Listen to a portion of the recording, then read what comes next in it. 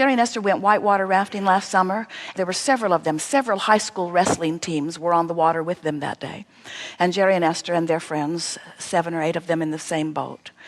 And it didn't occur to any of them, not even the high school wrestlers, to turn the boat upstream and begin paddling.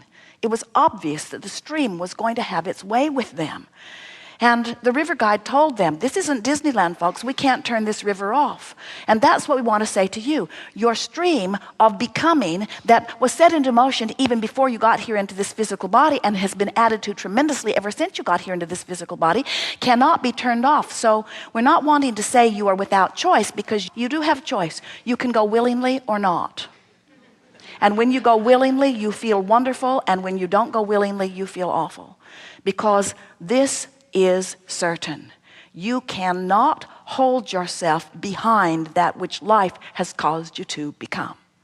When life gives you an expanding experience, you got to go or you don't feel good. So we've been calling this gathering many different things. For years it was about law of attraction. Jerry said 25 years ago to us, Abraham, are there laws like the law of gravity that govern this universe? And we said, there is one law really worth understanding, and that is law of attraction. And that law says, that which is likened to itself is drawn. And then later, as we began talking about law of attraction and how you get what you think about, whether you want it or not, we watched so many of our physical friends struggling with the idea of it, because they could not seem to control their thoughts. Their thoughts were well embedded within them. And we would see so many of you offering a thought or a statement, and then you go, cancel, cancel, try to suck it back before law of attraction got hold of it.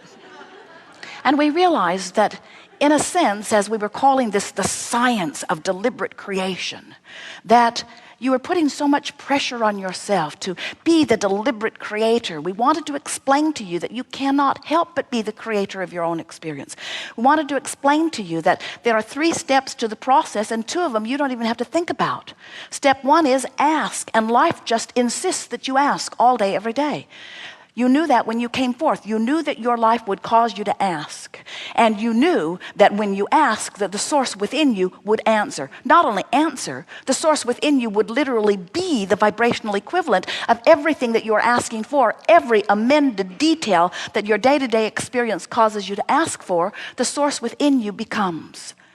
And then, step 3 is where all of your attention must be. You must find a way, somehow, some way, to bring yourself into vibrational frequency of that which you're asking for. In other words, when you're asking for more money, you must not continue to tell the story, I don't have enough money. You cannot continue to point out the absence of something you want without holding yourself in resistance to something that you want. You cannot continue to tell the story of what is if you want something to change. Because as you tell the story, you activate the vibration within you.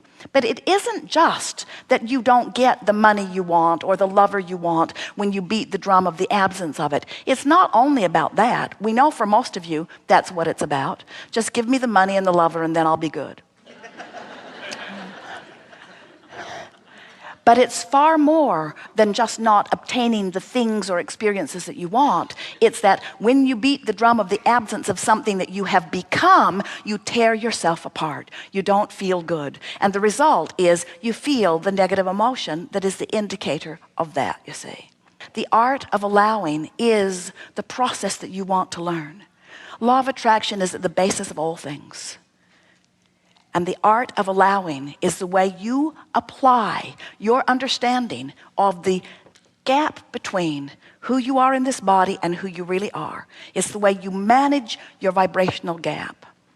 And so maybe the new workshop, rather than law of attraction, which it was called for years, or the science of deliberate creation, which it was called for a few more years, or the art of allowing that it has been called recently, perhaps the best thing to call this workshop is the art of understanding and managing my gap, or living life in the crack, or I'm an eternally expanded being. A few years ago, as Esther received from us the wonderful book, Ask and It Is Given, we said, here is the title. I am source energy, and from my source energy perspective, I make a decision to come forth into the physical form. And a small part of that which is me expresses itself into the physical environment, where the contrast and the socialization that surrounds me inspire me in my human form to a new and expanded version of every idea that I consider. And as those ideas emanate from me in the form of preferences or desires or prayers or requests, the non-physical energy surrounds those and becomes the vibrational equivalent of that.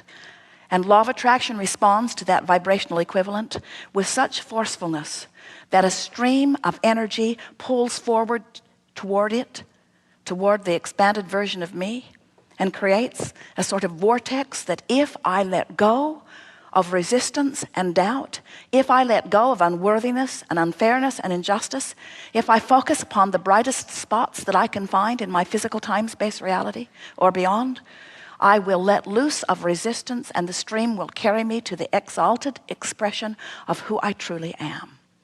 Publisher said it was much too long, so he gave it the title, Ask and It Is Given, which says exactly the same thing.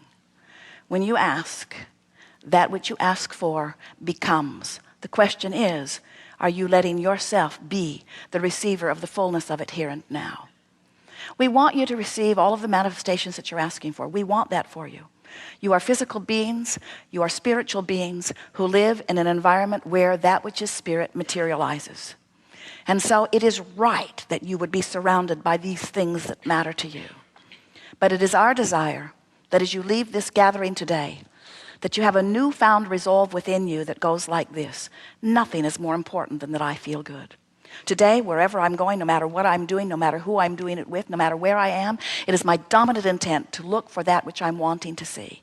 Because when you start training yourself to the best that you can find from where you are, you gradually, little by little, find something better and better and better and better and better and better and better and better. And before you know it, you become the vibrational equivalent to the source within you. And when you become the vibrational equivalent to the source within you, you begin to see the world through the eyes of source. You begin to hear the world through the eyes of source, and smell the world through the nose of source, and taste the world. You begin to experience life in the way that you intended. And friends, we got to say to you, now that you know what you know, and we know that you know it because we know everything that you know, and we have imparted to you what we know, and we felt you know it too. Now you know what you know. You can never go back. You cannot be less than you have become and be happy. And so you have no choice, if you are wanting to feel good, than to be that which life has caused you to become. We are so eager to chew with you on the nitty-gritty of your experience. What do you want to talk about? Begin right here. Yes.